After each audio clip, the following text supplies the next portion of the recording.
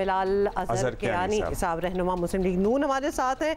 आप ही पूछ लें क्योंकि मरियम इकराम मामला। अच्छा बिलाल साहब, ये वैसे इसकी आप तस्दीक करेंगे? वैसे तस्दीक क्या, आप नॉमिनेशंस तो दे दी गई हैं, मतलब आपको पार्टी के अंदर भी लोगों को इस पे कुछ सवालात हैं, बड़े बड़े क्वेश्चन मार्क, क्योंकि आपका वर्कर, आपका सपोर्टर और बहुत से लोग सवाल उठा रहे हैं इस नॉमिनेशन के ऊपर। जी बिस्मिल्लाहिर्रहमानिर्रहीम। अब्दुल्ला साहब, हुमा साहब, thank you for having me on your show. जी देखिए, ये जो आपने पहले बात, ये आखिरी जो बात की है रिज़र्व सीट्स के हवाले से, मैंने भी इनका नाम रिज़र्व सीट्स में देखा है, मगर मैं फ्रैंकली जी पार्टी में के इस अमल में शामिल नहीं रहा। मगर देखिए, पार्टी हमेशा कोशिश करती है, मैं ख़ुद भी इसकी एक आप कह दें मिसाल हूँ कि पार्टी यंग लोगों को, नए लोगों को जनरल सीट्स पे, रिज़र्व सीट्स पे मौका देने की कोशिश करती है। ख़वातीन की अगर आप रिज़र्व सीट्स देख लीजिए तो काफ़ी सीनियर ख़वातीन भी हमारी हैं जो पार्टी की वर्कर्स रही हैं, जो मुख्तलिफ जो जदोजहद के मौके आए हैं पार्टी की तारीख़ में, मुशर्रफ साहब के दौर में और अदवार में जो मुश्किलात का सामना हुआ उसमें उनकी कॉन्ट्रीब्यूशंस थी। मगर साथ ही साथ जहाँ मुमकिन हुआ है पार्टी ने प्रोविंशियल असम्बली में भी और कौमी असम्बली में भी नई ख़वातीन को भी मौका दिया है, from Divers backgrounds, Divers professional backgrounds. तो ये कोशिश जारी रहती है। मैं इन मरियम इकराम साहिबा को ख़ुद तो नहीं मैं जानता जी, बट आई अंडरस्टैंड कि एक जो हमारा पार्लियामेंट्री बोर्ड का प्रोसेस है या हमारी पार्टी ने फ़ैसला किया है, चंद नाम यकीनन मज़ीद सामने आए हैं जिसमें कुछ पुराने एक्सपीरियंस नाम भी हैं, जिस तरह तारर साहिबा का नाम भी है उसमें शामिल। तो ये वो लिस्ट्स हैं जो अब इजाफ़ी जमा कराई गई हैं, जो आप देख रहे हैं कि जो रिमेनिंग रिज़र्व सीट्स के ऊपर जो इलेक्शन कमीशन का फ़ैसला आया है उसको मद्देनज़र रखते हुए। जी बिलाल साहब, आई एम श्योर वैसे तो पार्टी के अंदर भी आई एम प्रिटी श्योर कि रिजर्वेशंस होंगी इस नाम को लेके लोगों पे, क्योंकि ये अभी कल ही की बात है, बिल्कुल रीसेंट कल ही की बात है जब ये PMLN के खिलाफ नारेबाजी करती थी और आपका जो अपना कोर पॉलिटिकल सपोर्टर और वोटर है जिसमें बड़ी खवातीन भी शामिल हैं जिनको मौका मिल सकता था, शायद उनकी अख्तलफी होती है इस तरह की नॉमिनेशन से, बट किसी न किसी को तो वो जानती होंगी जब पहुँच गई यहाँ तक। अभी आगे बढ़ जाते हैं। आज मोस्ट लाइकली सर, अभी मोस्ट लाइकली आज वफाकी काबीना हलफ उठा लेगी सर? जी देखिए, मैं कुछ हतमी कह नहीं सकता जी क्योंकि प्राइम मिनिस्टर साहब का फैसला है and because I don't have the official information so I'm not in a position to share, but ऐसा ही जी एक्सपेक्टेड है कि आज और कल में ही, मतलब कि वेरी इमिनेंट और सून ये काबीना का प्राइम मिनिस्टर साहब का फैसला हो जाएगा जी। I think it's been around a week जब शहबाज शरीफ साहब ने बतौर प्राइम मिनिस्टर हल्फ उठाया था, तो it's expected any time now जी कि इन्हीं दिनों में आज कल में इंशाल्लाह एक्सपेक्टेड है कि कैबिनेट अनाउंस हो जाएगी। अच्छा बिलाल साहब, कोई डिवीजन बता सकते हैं कि किस तरह डिस्ट्रीब्यूशन की गई है मिनिस्ट्रीज़ की? कि जो हमें रिपोर्ट आ रही है ऑब्वियसली बहुत से नाम है, ज़्यादातर तो PMLN के ही नाम है, लेकिन ये सारे ज़राए के मुताबिक हम बात कर रहे हैं, अभी कॉन्फर्मेशन तो कुछ नहीं है, लेकिन MQM को भी 2 वजारतें दी जाएंगी। इस किस्म की कोई डिटेल आप हमारे साथ शेयर कर सकते हैं? जी वंस अगैन मैं आपको कोई हतमी बात तो नहीं बता सकता, मगर मैं इतना कह सकता हूँ जी कि यकीनन जो इत्तेहादी जमातें थीं और या हैं उनके साथ यकीनन कैबिनेट फॉर्मेशन के वक्त भी, हुकूमत साजी के वक्त भी पहले तो यकीनन बातचीत हुई थी और आप जानती हैं कि पीपल्स पार्टी के साथ तो काफ़ी तवील गुफ्तगू रही थी, जिसके नतीजे में फिर उसके बाद एक शाम बिलावल हाउस पे शहबाज शरीफ साहब, जरदारी साहब और बिलावल साहब ने एक जॉइंट प्रेस कॉन्फ्रेंस में ऐलान किया था कि एक मुआहदा तय पा गया है जिसके नतीजे में हुकूमत बनेगी। तो पीपल्स पार्टी का एक अपना मौक़िफ़ है कैबिनेट में शामिल होने का, वो आपके सामने। आई थिंक MQM के साथ भी और जमातों के साथ यकीनन बातचीत रही है, तो आई एम श्योर कहीं ना कहीं कुछ इत्तेहादी रिफ्लेक्ट होंगे कैबिनेट में, आई अस्यूम सो जी। और ये भी मुमकिन है कि एक इब्तदाई कैबिनेट आए और फिर बाद में कुछ मराहिल हों, कुछ एडिशनल नेम्स आए, तो आई थिंक ये मैं ज़्यादा स्पेकुलेट इसलिए नहीं करना चाहता बिकॉज नंबर 1 ये प्राइम मिनिस्टर साहब का ही, ये देखिए बात में मैं आपसे पूछना चाहता था बिकॉज हमारी ये भी समझ लें हमारा ये गेस वर्क है या हमें लगता है कि maybe in a later stage PPP would be a part of the cabinet too. आपको भी ऐसा ही लग रहा है? जी देखिए, मैं I want to be very cautious in what I say here because I understand कि आपके जो सवालात हैं और ये सवालात अंडरस्टैंडेबल हैं, कैबिनेट जब भी फॉर्म हो रही होती है, मगर बिकॉज ऑफिशियली अभी कैबिनेट अनाउंस नहीं हुई, इसलिए it is I think I have to be a bit cautious. मगर देखिए बात यह है कि जो भी कैबिनेट अनाउंस होगी वो हुकूमत इत्तेहाद को साथ लेके चलने वाली कैबिनेट होगी, सबको कॉन्फिडेंस में लिया जाएगा और फिर ये कैबिनेट बनेगी। और जो इस वक्त मुल्क के जो चैलेंजेस हैं उसको मद्देनज़र रखते हुए कैबिनेट तश्कील दी जाएगी, क्योंकि बिलखसूस जो आपके इकनॉमिक चैलेंजेस हैं काफ़ी संगीन हैं। आप जानते हैं ये हम बदकिस्मती से अब पिछले चंद सालों से ही एक क्रॉनिक इकनॉमिक इश्यूज़ में घिरे हुए हैं जी। हम जब 2022 में भी हुकूमत में आए थे तो तब मुल्क डिफ़ॉल्ट के वर्ज पे था, डिफ़ॉल्ट अवर्ट किया गया, फिर फ्लड्स आ गए, फिर से हुकूमत जाते हुए हमें एक IMF के साथ स्टैंड बाय अरेंजमेंट करना पड़ा, जिससे एक सर्टन स्टेबिलिटी तो आ गई। ज़रिए बातला के ज़खायर का जो फ्री फॉल था वो रुक गया और थम गया। मगर आज भी हमारे फॉरेन एक्सचेंज रिजर्व उस सतह पे नहीं जहाँ होने चाहिए। यकीनन आज भी इन्फ्लेशन, महंगाई की सतह एक एक्सेप्टेबल लेवल पर नहीं है, तो काफ़ी चैलेंजेस हैं।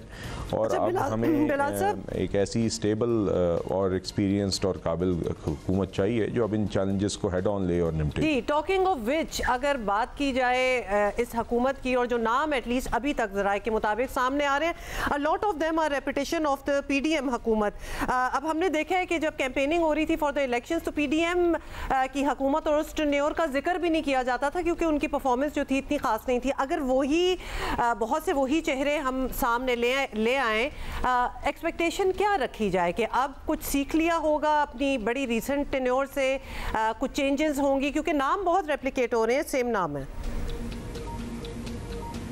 जी देखिए, बात यह है कि मेरा नहीं ख्याल कि कोई ऐसी बात है कि हम PDM की हुकूमत को कोई डिसोन करते हैं या कोई उसका नाम इसलिए नहीं लिया जाता। देखिए बात यह है, वो उस टाइम पे हम बड़े सीरियस इकनॉमिक चैलेंजेस से में घिरे हुए थे और हमने आके वो चैलेंजेस हेड ऑन फेस किए। हमारी हुकूमत ने वो मुश्किल फ़ैसले भी उठाए जी, और उसमें साथ ही साथ हमने लोग समझते थे कि एक कोalition गवर्नमेंट है और कोalition गवर्नमेंट जो है वो बेहतर हालात में भी नहीं चल सकती। लोग नहीं समझते थे कि पार्लियामेंट्री टर्म के आखिरी 1.5 साल के अंदर इस तरह के इकनॉमिक चैलेंजेस के साथ कोalition गवर्नमेंट चल सकेगी। मगर एक मैच्योरिटी के साथ एक मिनिमम कॉमन एजेंडा के ऊपर सारे पॉलिटिकल पार्टनर्स ने उस टाइम पे ये फैसले किए, उनको ओन किया और हमने फिर डिफ़ॉल्ट अवर्ट किया और उसकी एक सर्टन पॉलिटिकल कॉस्ट भी जो अदा करनी पड़ी। काफ़ी मुश्किलात का आपकी मतलब मीडिया की तरफ से अंडरस्टैंडेबली उन फैसलों का एक हमें ब्रंट भी फेस करना पड़ा, और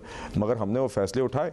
तो देखिए आज भी अब मैं अगेन टीम जब एक दफ़ा प्राइम मिनिस्टर साहब कैबिनेट अनाउंस कर देंगे तो आपके सामने आएगी।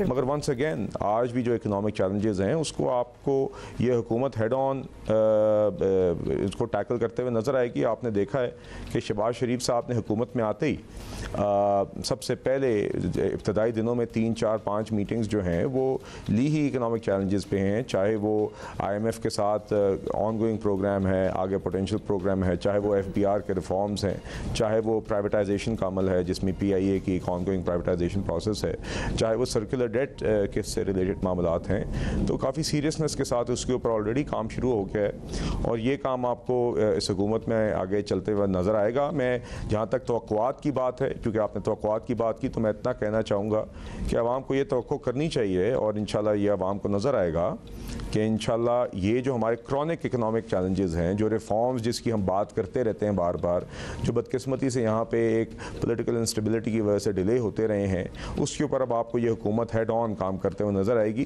ताकि ये जो इशूज़ हैं जो हमारी मईशत को रोके रखते हैं और हम इन्हीं साइकिल से गुजरते रहते हैं जिसमें हर चंद साल बाद हमारा फॉरेन एक्सचेंज रिजर्व क्राइसिस आता है, उससे हम निकल सकें। आपको एक स्टेबल पॉलिटिकल एनवायरनमेंट भी चाहिए। ज़ाहिर है एहतजाज हल्का फुल्का तो ठीक है, लेकिन आप बहुत ज़्यादा एजुटेशन भी नहीं।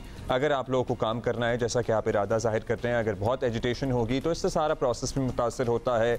PTI ने एहतजाज कल भी किया। अब आप मुझे ये बताएं कि पॉलिटिकल मुफाहमत में आगे बढ़ने के लिए या माहौल को थोड़ा बेहतर करने के लिए क्या आपको लगता है कुछ सियासी कैदियों पे नरमी बरती जाएगी? कुछ ज़ाहिर है बरसर इक़्तिदार लोगों पर ही जिम्मेदारी ज़्यादा आयद होती है ना वफाक में जो होते हैं कि वो कुछ इनिशिएटिव लें ताकि सियासी माहौल कुछ बेहतर हो और आप भी एक बेहतर सियासी माहौल में परफॉर्म कर सकें। जी देखिए, बात यह है कि आपने देखा कि शहबाज शरीफ साहब ने प्राइम मिनिस्टर बनते ही जो पार्लियामेंट में उन्होंने जो तकरीर की उसमें उन्होंने मफाहमत की फिर से बात की जी। और आपने देखा कि जब 2022 में भी वो प्राइम मिनिस्टर बने थे तो उन्होंने मफाहमत की तब भी बात की थी।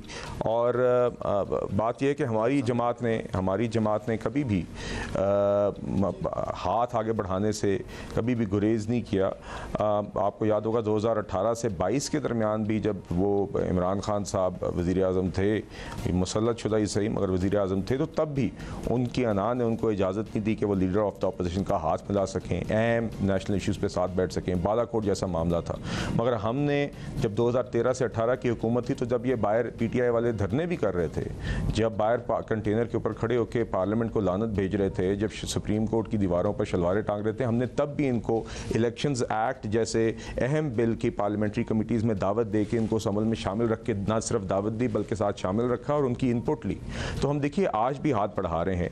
आज भी हम उम्मीद रखते हैं कि PTI या सुन्नी इत्तेहाद काउंसिल वाले, चाहे वो फ्लोर ऑफ द हाउस हो, चाहे आउटसाइड द फ्लोर हो, चाहे वो स्टैंडिंग कमिटीज़ ऑफ पार्लियामान की, कि ये उम्मीद है कि शायद ये बदल जाएंगे और कोई कंस्ट्रक्टिव रोल अदा करेंगे।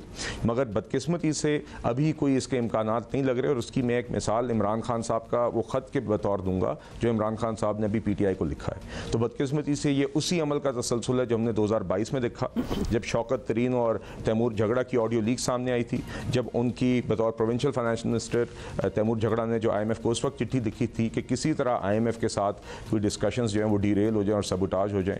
आज इमरान खान साहब ने फिर से अपने पॉलिटिकल एम्बिशंस को पाकिस्तान के इकोनॉमिक फ्यूचर के साथ नथी और कंडीशनल करने की कोशिश की। IMF को एक ख़त लिखा। IMF का आगे से जो जवाब आया वो वही था जो एक्सपेक्टेड था, जो जवाब बनता था कि उनके किसी भी मुल्क के डोमेस्टिक पॉलिटिकल मामलात में मुदाखलत नहीं करते, वो इकोनॉमिक मसाइल के ऊपर किसी मुल्क से बात करते हैं। तो मैं उम्मीद करता हूँ कि ये रवैया PTI और सुन्नी इत्तेहाद काउंसिल का बदलेगा। अगर ये कंस्ट्रक्टिव रोल अदा करेंगे तो हम बिल्कुल इनको ऑन बोर्ड भी रखेंगे।